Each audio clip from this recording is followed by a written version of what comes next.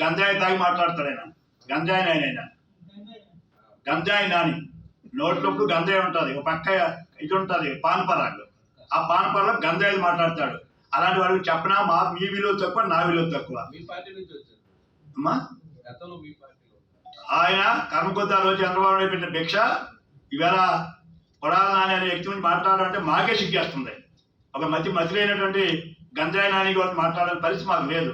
ఇంకా మా అమర్నాథ్ గారు వారు కూడా విమర్శనం చేస్తున్నారు. పాపం ఆయన పోయి గాలిలో ఉంటుండే ఇప్పుడు ఆయన. అమర్నాథ్ ఇంకా తెలుసుకోకపోతే ఎలాగమ్మా, ఇంకా తెలుసుకోకపోతే ఎలాగా? వాడు ఇచ్చి స్కిప్ చేసావు, చదివిన పర్యాసం ఏముంది? ఇప్పుడు ఎక్కడ పోటీ చేస్తావు నీకే తెలియని పరిస్థితి. ఎందుకు వచ్చిన పరిస్థితి?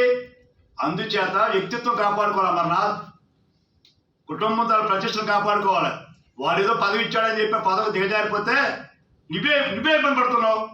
మీరు చూసావు కదా నిన్న ఈరోజు అసలు ఈ సీట్ అక్కడ ఒక మంత్రికి సీట్ ఇవ్వలేని పరిస్థితి వచ్చిందంటే అమర్నాథ్ ఇంకా నువ్వు ఎందుకు ఆలోచిస్తున్నావా చెప్పు? ఇంకా ఎందుకు ఆ దిక్కుమాల స్క్రిప్ట్ చదువుతావు?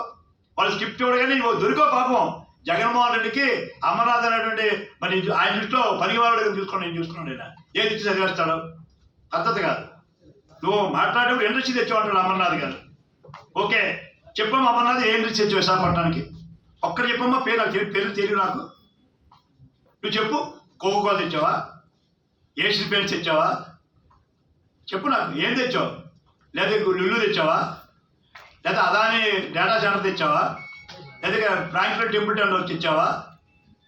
ఏం చెప్పావు చెప్పాయా? అమర్నాథ్ మంత్రిగానే ఉన్నా కదా, ఫార్మాసిటీని అకౌంట్ వేసుకుంటావా? ఎస్సీజెడ్ని అకౌంట్ వేసుకుంటావా?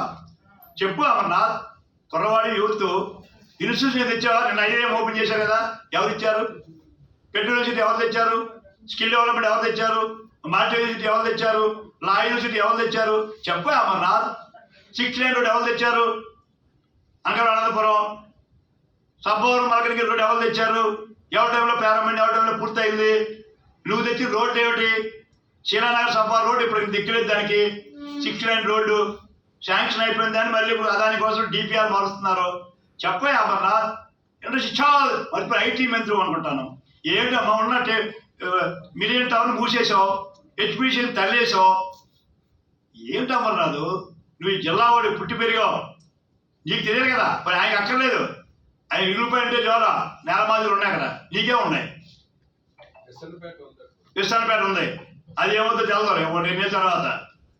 అందుచేత నిన్న నువ్వు లోకేష్ గారిని మాట్లాడతావు. లోకేష్ గారితో ఒక్క నిమిషం మాట్లాడే అర్హత మీ పార్టీ ఎవరికైనా ఉందా? ఆయన ఎంత చక్కగా అవగాహనతో మాట్లాడాడు. పాదయాత్ర ఎంత స్టడీ చేశారు ఆయన. అని మా ప్రెస్ మీట్ ఉంది, వాళ్ళు చెప్తారు శంకరరావు గురించి. ఆ ప్రెస్ మీట్ వేరే ఉంది. అంచేత నేను అమర్నాథ్ వరకు నేను కొడాలి నాని వరకు నోరు సంపాదించుకొని మాట్లాడితే మంచిది, మీకే మంచిది. నోరు మంచిది అయితే ఊరు మంచిది అవుతుంది అంటారు. నోరు చెడ్డది అయితే ఊరు కూడా చెడ్డ అవుతుంది. అది చెడ్డ అయింది అమర్నాథ్ గారికి. విశాఖ జిల్లాలో నీకు స్థానం లేకుండా గాలిలో ఉంచాడు జగన్మోహన్ రెడ్డి నిన్ను. ఇంకా నువ్వు ఎందుకయ్యా మాట్లాడతావు అమర్నాథ్? అంచేత అయిపోయింది మీ చరిత్ర, మీ వ్యవహారం అయిపోయింది. దుకాణం బంద్, కేర్ కథం అయిపోయింది. కనుక ఎప్పటికైనా అవగాహనతో మాట్లాడండి. 2 నెలలు టైం ఉంది, ఏమైనా చేయగలిగితే. ఇంకా శంకుస్థాపన చేసే పరిస్థితులు లేరు మీరు. ఉండి చంద్రబాబు గారు తెచ్చిన ఆపేసి కనీసం పూర్తి చేసి ఉన్న పేరైనా తెచ్చుకోమని ఓ మంత్రి బాబు ఊడిపోయినాడు, ఓ మంత్రి ఉన్నాడు ఇక్కడ. అంచేత మీరు మంత్రులు ఎప్పటికైనా జాగ్రత్తగా మాట్లాడితే మంచిది. నమస్కారం.